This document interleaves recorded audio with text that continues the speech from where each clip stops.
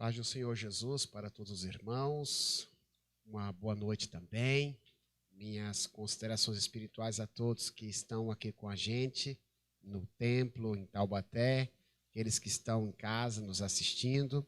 A gente vai dar sequência à série de mensagens Missão Overlord, e hoje, de maneira específica, nós vamos abordar o tema Armados para Vencer.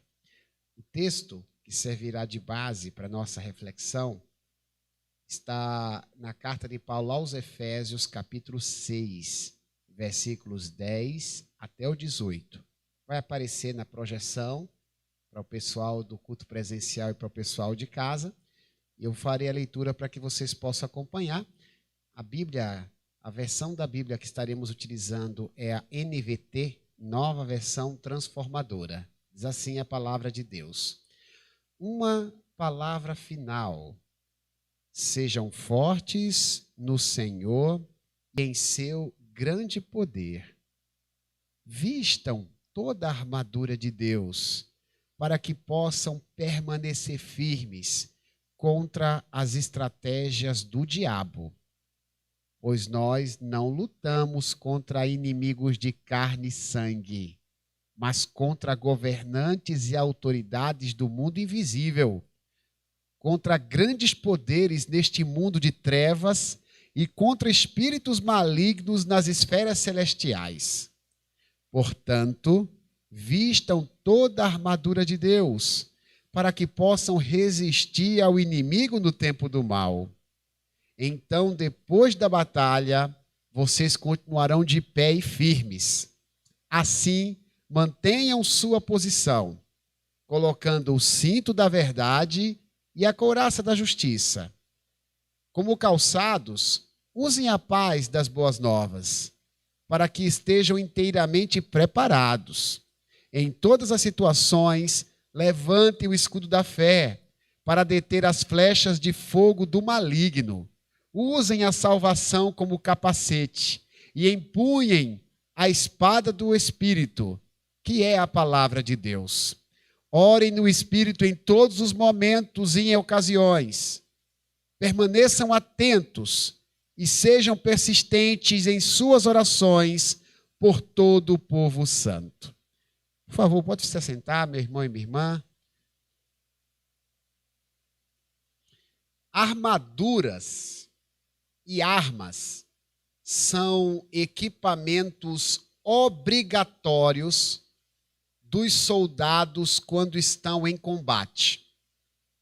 Tanto a armadura como armas são equipamentos obrigatórios dos soldados quando estes se encontram em combate.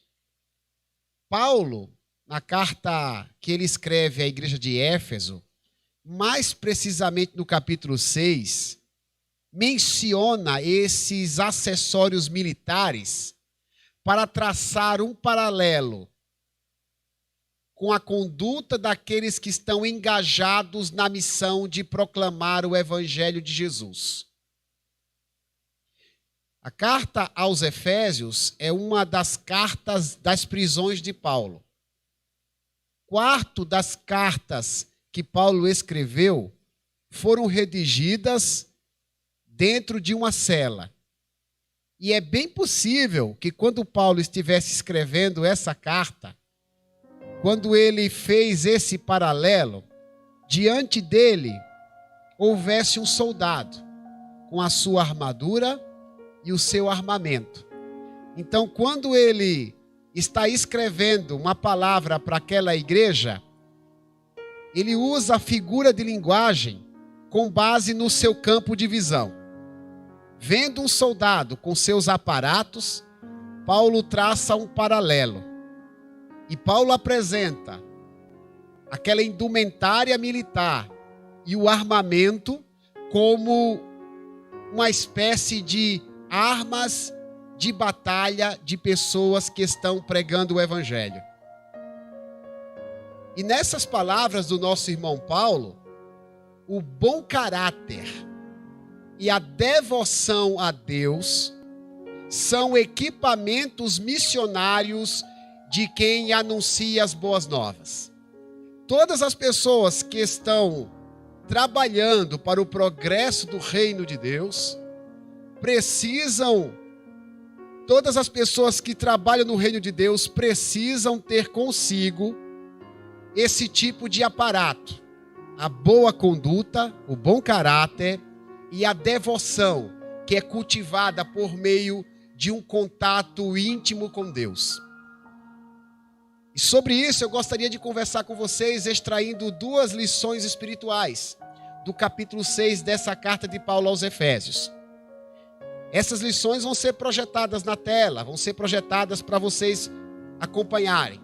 A primeira delas diz o seguinte: o nosso comportamento determina a autoridade das nossas palavras. O nosso comportamento determina a autoridade das nossas palavras. Meus irmãos, eu falei a respeito disso ontem e quero frisar. Na realidade, nós frisaremos esse ensino bíblico ao longo de todo esse mês de junho. Compartilhar aquilo que se recebe de Deus é um dever de todos os seguidores de Jesus. Falar do amor de Deus não é um dom. Falar do amor de Deus na Bíblia é apresentado como um mandamento. Independentemente dos dons que Deus tenha nos dado, existe uma responsabilidade universal. Todas as pessoas que nascem de novo, que têm o encontro com Jesus, recebem dele a responsabilidade de compartilhar a sua palavra. Mas esse compartilhamento não se resume a palavras. A missão de proclamar o evangelho tem a ver com palavras e ações. Por isso trata-se de um mandamento. Aquilo que eu falo e aquilo que eu faço conjuntamente anuncia a Jesus. Aquilo que você fala, o modo como você se comporta, são maneiras de anunciar Jesus para as pessoas que estão à sua volta. E nesse capítulo 6 da carta aos Efésios, Paulo fala, salientando a importância de ter um comportamento condizente com aquilo que Jesus ensinou. Numa linguagem militar, porque o texto ele apresenta esse tipo de símbolo, o comportamento é a armadura.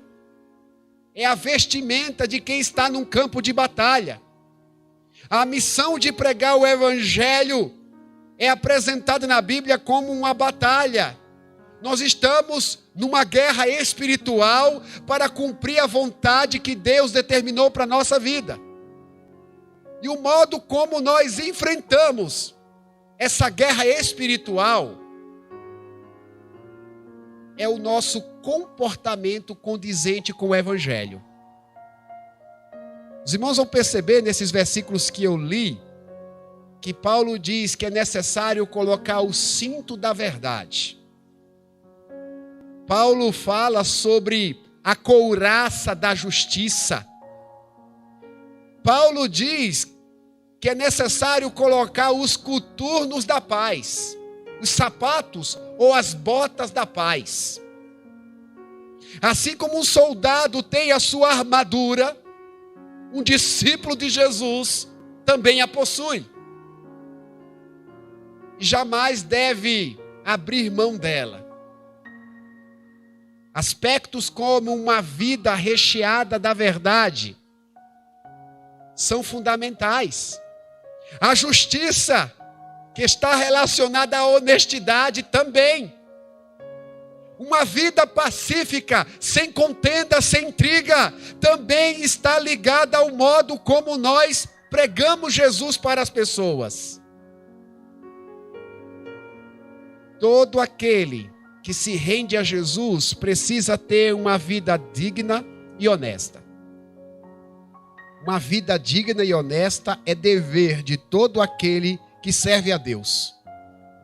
A honestidade nos credencia, nos dá autoridade para ajudar as pessoas que estão perdidas. Tem muita gente desesperada nesse mundo. Tem muita gente precisando de ajuda. Tem muita gente precisando ser erguida. E se de algum modo o Espírito Santo te iluminou para compreender a palavra, é necessário que você vista-se da armadura de Deus para ajudar essas pessoas. Porque os que estão desesperados enxergam Jesus naqueles que agem como Jesus. Quem está desesperado tenta enxergar Jesus a todo custo. Ele tenta enxergar Jesus na vizinhança. Ele tenta enxergar Jesus no lar. Ele tenta enxergar Jesus no trabalho, na rua, no metrô, no ônibus.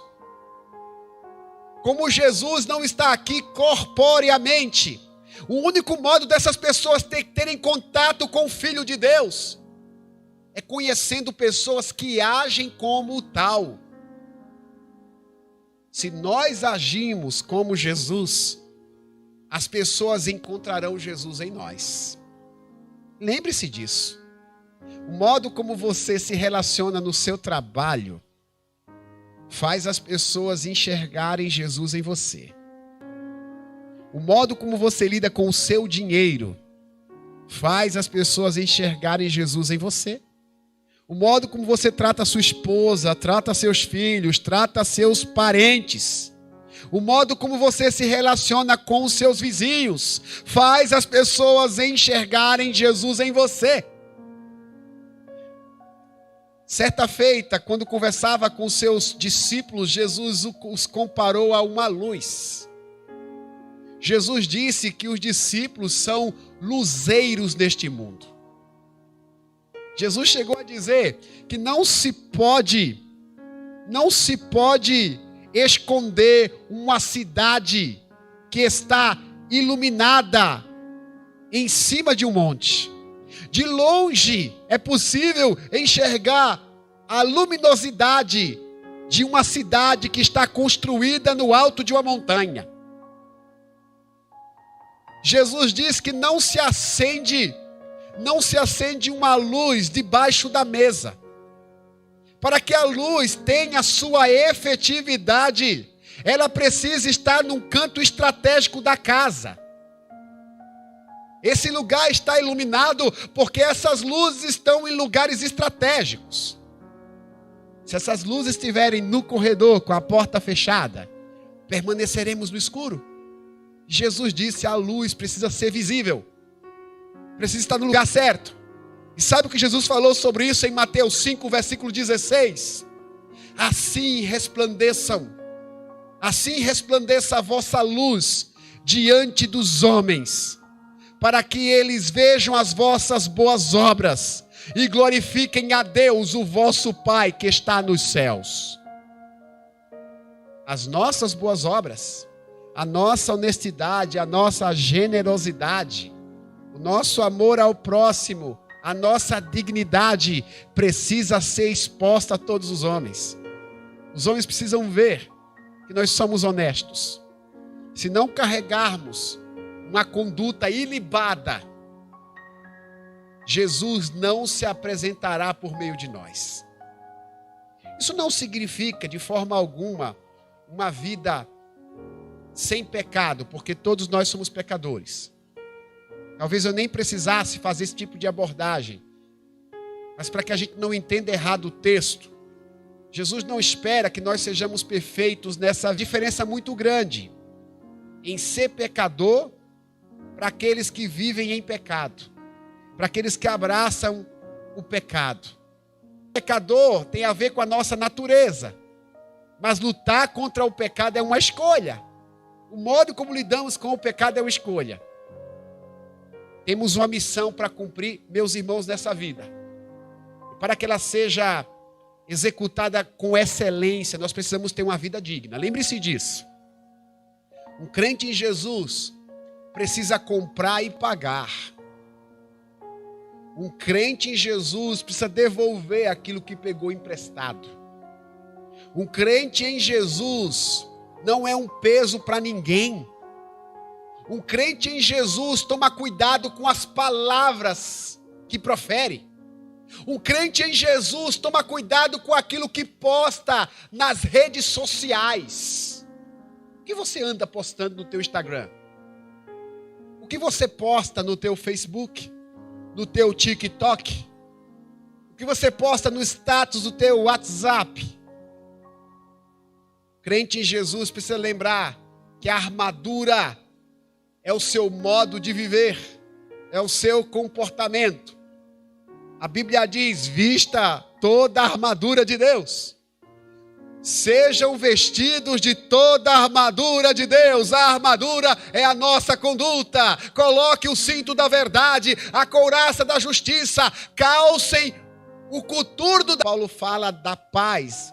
Essa ideia de paz está relacionada aos nossos relacionamentos. O crente em Jesus precisa ser um promotor da paz.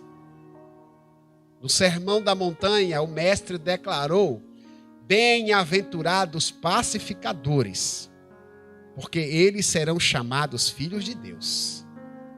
Eles serão chamados filhos de Deus. Precisamos ter uma vida digna, irmãos. É isso que Jesus espera de nós. Tenhamos uma vida digna. O nosso comportamento determina a autoridade das nossas palavras. O dia que precisarmos estender a mão para alguém, este alguém que está carente, precisando de Deus, enxergará Deus em nós. Não é à toa que a igreja na terra, ela é comparada ao corpo de Jesus. A igreja, ela é o corpo de Jesus, e isso não é literal.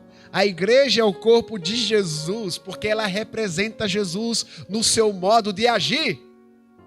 Você é chamado para ser membro desse corpo.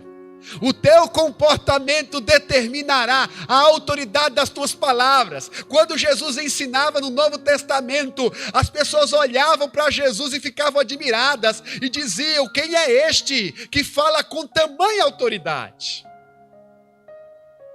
Preparar uma retórica não é algo tão difícil.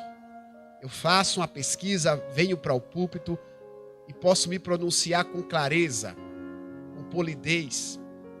No dia a dia, ensaiar uma mensagem de ânimo para alguém não é difícil. Mas para que isso de fato tenha efeito espiritual, a maneira como eu vivo precisa ser condizente com a maneira que eu prego. Segundo lugar, com base nessa palavra do apóstolo Paulo, a nossa devoção determina a profundidade das nossas palavras.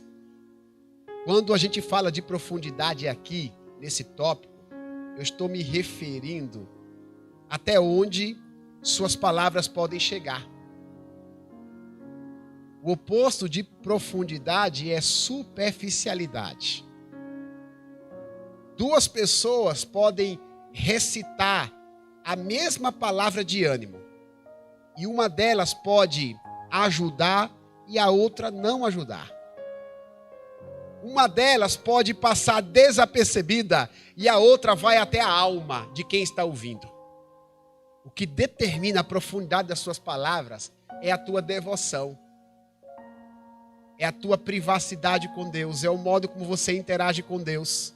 Se você ler Efésios 6, na mesma figura de linguagem, depois de falar da armadura, couraça da justiça, cinto da verdade, coturno da paz, Paulo ele fala sobre o escudo da fé.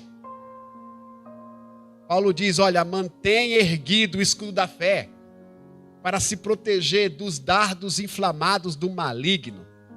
Paulo fala sobre a espada do Espírito. Empunhem a espada do Espírito, que é a palavra de Deus. Paulo fala sobre o capacete da salvação. Paulo também fala sobre a oração. Nesse momento o apóstolo não está falando de comportamento, ele está falando de devoção. além de uma vida digna, você precisa ter sua intimidade com Deus. Lembra daquele papo de Jesus? Quando quiser falar com o Pai que está em secreto, fecha a porta do teu quarto. Conversa com teu Pai no oculto, que em oculto te recompensará. É muito importante nós termos uma reputação ilibada para que os homens vejam as nossas boas obras e glorifiquem a Deus. Mas isso não pode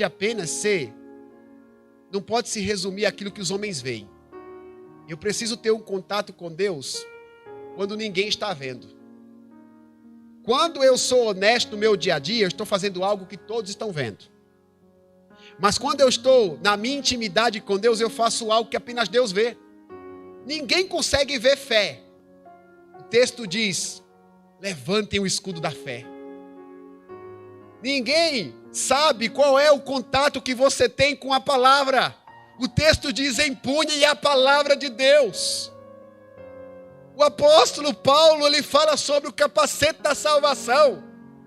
Porque a salvação é apresentada como um capacete, possivelmente esteja relacionado às nossas convicções espirituais, ao modo como acreditamos. As nossas crenças são importantes. Meu irmão, para ajudar alguém, nós precisamos acreditar naquilo que cremos, naquilo que falamos, melhor dizendo. Para falar uma coisa boa a alguém, nós precisamos acreditar no que estamos falando. Uma vez eu tive a oportunidade de aconselhar uma psicóloga formada, tinha seus clientes.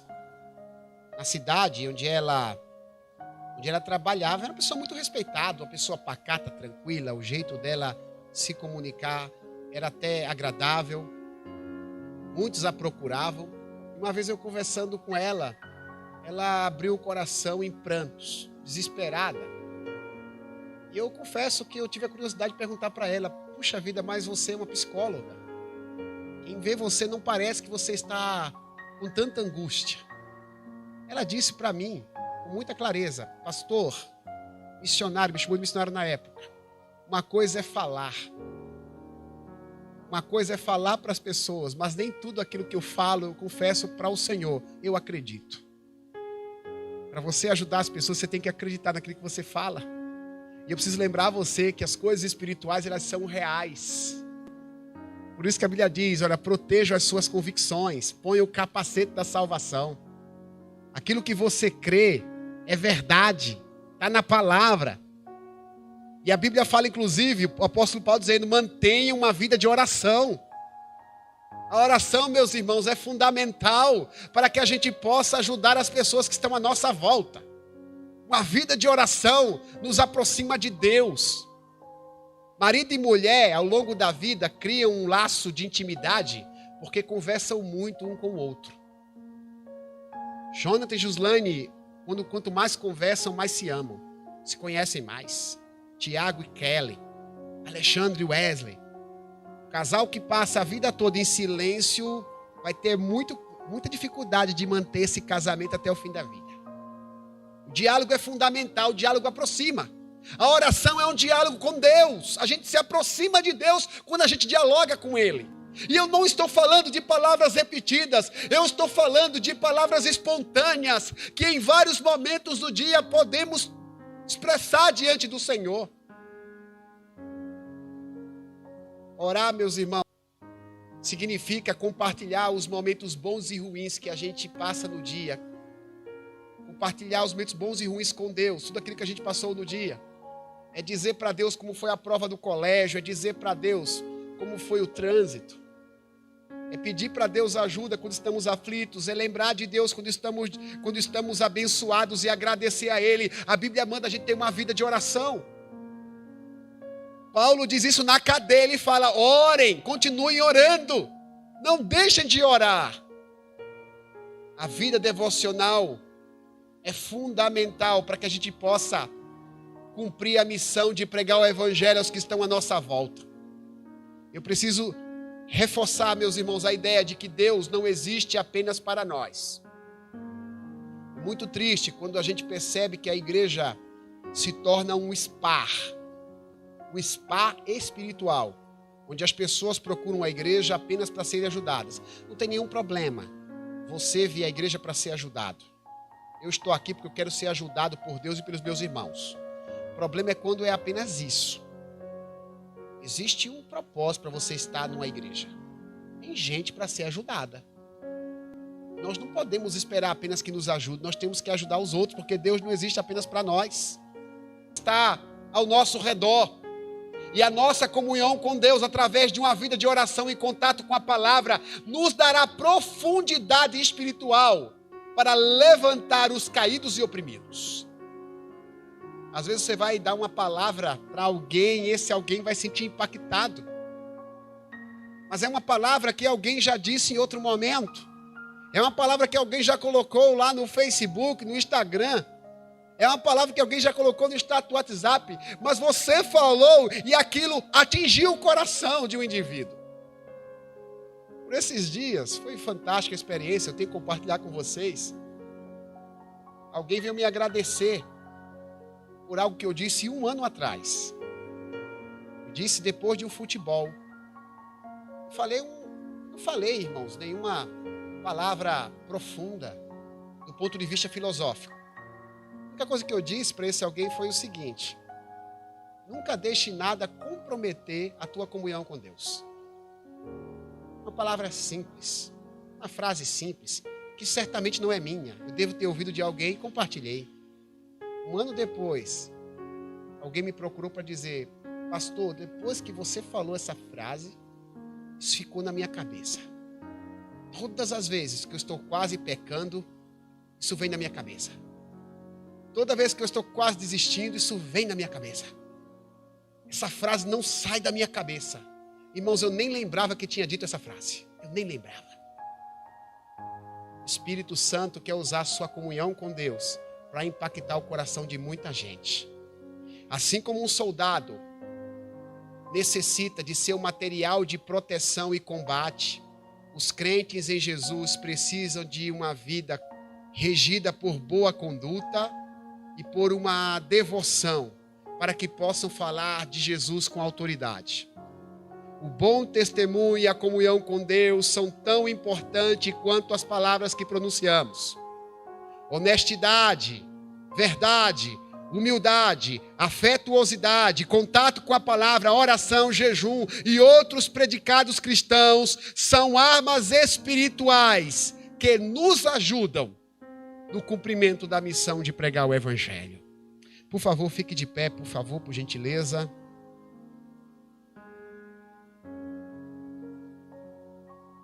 O apóstolo Paulo, na carta aos Efésios, capítulo 6, está falando de batalha espiritual. E batalha espiritual não está necessariamente ligada a um exorcismo. Tem alguém endemoniado, então batalha espiritual é você ir lá e você expelir o demônio. Batalha espiritual é algo abrangente, tem a ver com o modo como nós apresentamos Jesus às pessoas que fazem parte do nosso ciclo de convivência. É curioso porque Efésios 6, ele termina assim, ó, uma palavra final. No versículo 10, uma palavra final. Paulo está completando vários ensinos anteriores. No capítulo 5 ele fala do marido amar a esposa e da esposa respeitar o marido.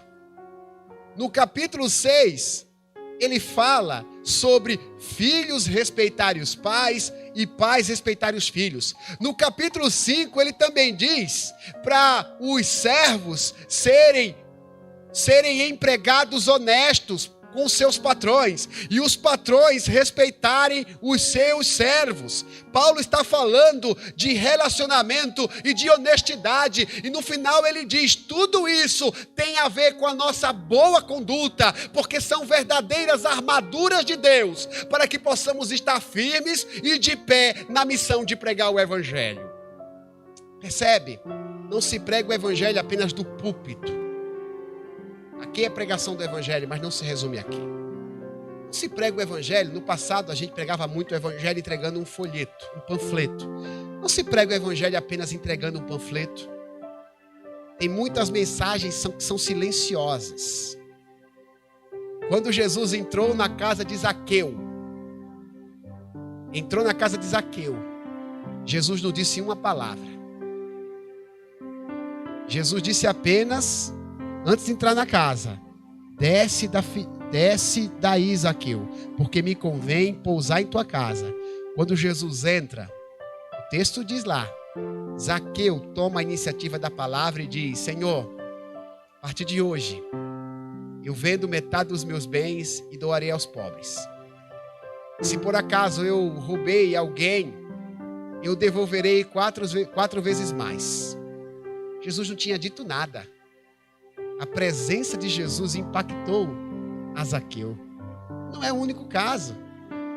Em muitos outros casos, Jesus impactou simplesmente com o seu modo de agir. Jesus estava na cruz, sofrendo o escárnio dos homens. E em meio a todo aquele escarcéu que fizeram contra o Salvador, a Bíblia diz que tinha um soldado romano observando tudo. O soldado romano via a zombaria dos homens e via o modo como Jesus reagia. Jesus não dirigiu palavra àquele soldado.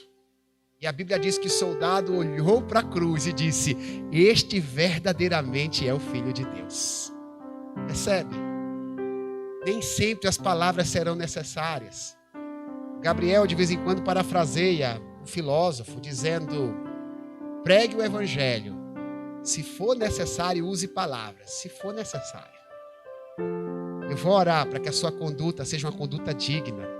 Deus acredita que é possível você cultivar um bom caráter. Não importa o teu passado pregresso, a tua vida pregressa. Deus pode fazer nova todas as coisas e tornar você uma referência para muitas vidas. Eu vou orar para que Deus te ajude.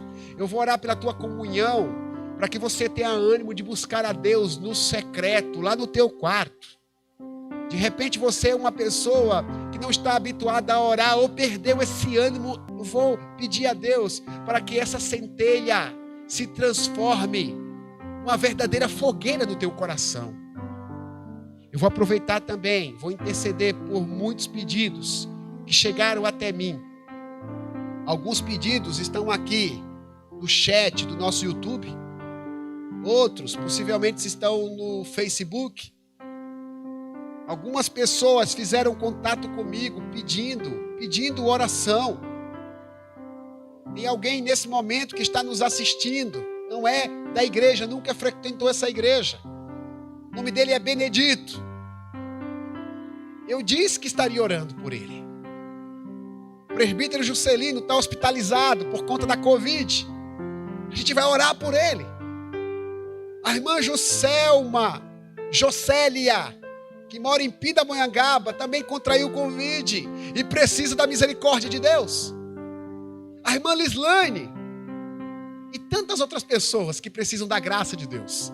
Nós vamos orar, pedir a bênção do Senhor, pelo propósito da palavra e pelos pedidos de oração.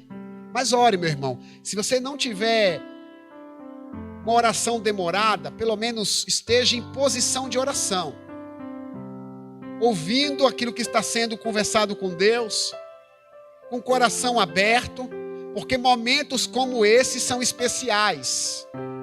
Quando a gente ora, coisas diferentes acontecem. A Bíblia, no Apocalipse, de maneira simbólica, diz que quando o povo de Deus orava, houve um silêncio no céu. Deus faz o céu ficar em silêncio, para que a nossa oração seja ouvida. Você consegue entender a grandeza da oração nessa palavra? A oração faz o céu ficar em silêncio. Pai, em nome de Jesus, com muito respeito, nós nos dirigimos a Ti em oração. Nós ouvimos a Tua palavra que durante esse mês está fazendo uma abordagem missionária. Senhor, nós somos carentes, nós sempre precisaremos de ajuda, todos nós. Inclusive eu, meu Deus, sendo pastor, preciso de ajuda. Eu sei que não há nenhum pecado em vir à igreja ou orar esperando que o Senhor nos atenda.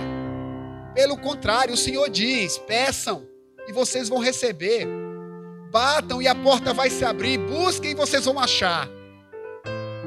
Mas o Senhor também nos ensina que o Deus Todo-Poderoso não existe somente para nós.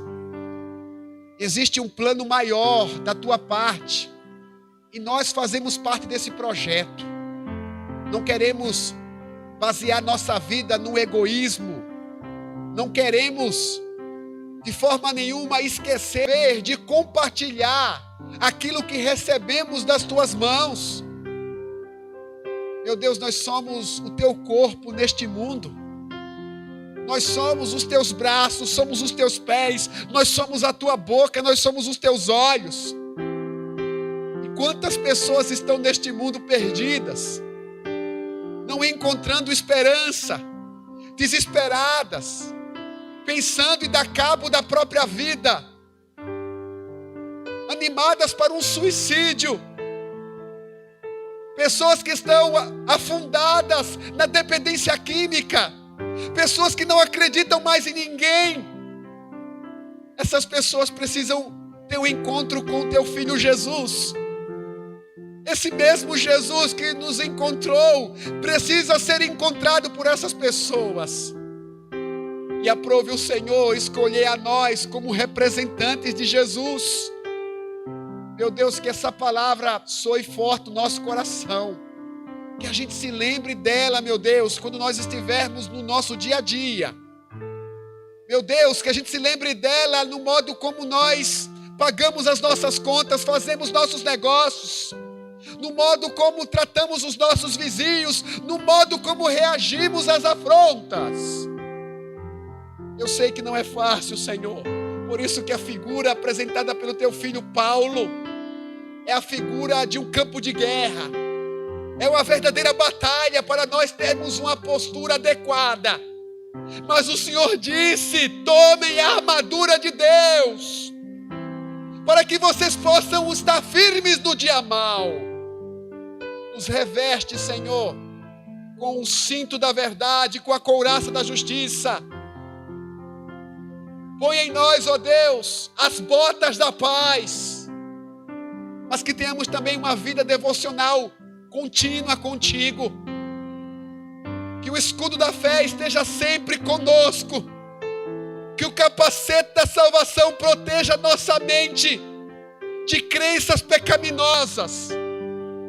Que a espada do Espírito seja a nossa principal ferramenta. E em todo tempo, meu Deus, possamos cultivar uma vida de oração, como diz o texto sagrado, orando em todas as situações, orando a caminho do trabalho, orando enquanto estamos na faculdade, orando quando estamos lavando a louça, orando quando estamos em todos os lugares. Que possamos ter uma vida de comunhão contigo, porque desejamos, Senhor, ter profundidade. Não queremos uma vida superficial. Queremos, ó Deus, conhecer mais do teu coração e deixar que o Senhor perscrute a nossa alma. Pai Todo-Poderoso, nos estimule a uma vida de comunhão contigo. Mesmo sabendo que não temos uma oração apropriada, mas teu Espírito Santo é aquele que intercede por nós com gemidos inexprimíveis. E aproveitamos esse momento oportuno, esse momento dos céus entre nós, para interceder por aqueles que necessitam da tua graça. Pessoas estão nos assistindo e essas pessoas precisam de um milagre. Alguns estão aqui entre nós, no templo, precisando de uma solução. Meu Deus, e não queremos de forma nenhuma nos entregarmos ao desespero. Não precisamos, porque nós temos uma esperança. Jesus é a nossa esperança, nós acreditamos nisso. Meu Deus, tu és a esperança daquele que está doente. Tu és a esperança daquele que está desanimado. Tu és a esperança daquele que entrou em processo de falência financeira. Tu és a esperança da família destruída. Tu és a esperança de todo que está perdido e desiludido nessa vida. Pai, ouve, Senhor, as nossas preces. Abençoe cada pedido de oração. Nomes que foram citados aqui no chat, tal como Natanael, tal como o Benedito que me assiste, tal como o presbítero Juscelino, a irmã Jocélia, a irmã Lislaine e outros que os teus filhos estão citando. Abençoa, Senhor, em nome de Cristo. Nos encha, meu Deus, com a tua alegria, a alegria do teu Espírito Santo, para termos a certeza que o Senhor está nos ajudando, que o Senhor está nos guiando. Somos os teus filhos e a tua palavra nos garante que os filhos de Deus são guiados pelo Espírito de Deus. Abre, Senhor, as comportas dos céus e abençoe os teus amados. Em o nome de Jesus, nós acreditamos e recebemos as tuas vitórias, porque tu és Deus grande e poderoso. Tu és poderoso para nos dar muito mais além do que pedimos ou pensamos. Em nome de Jesus.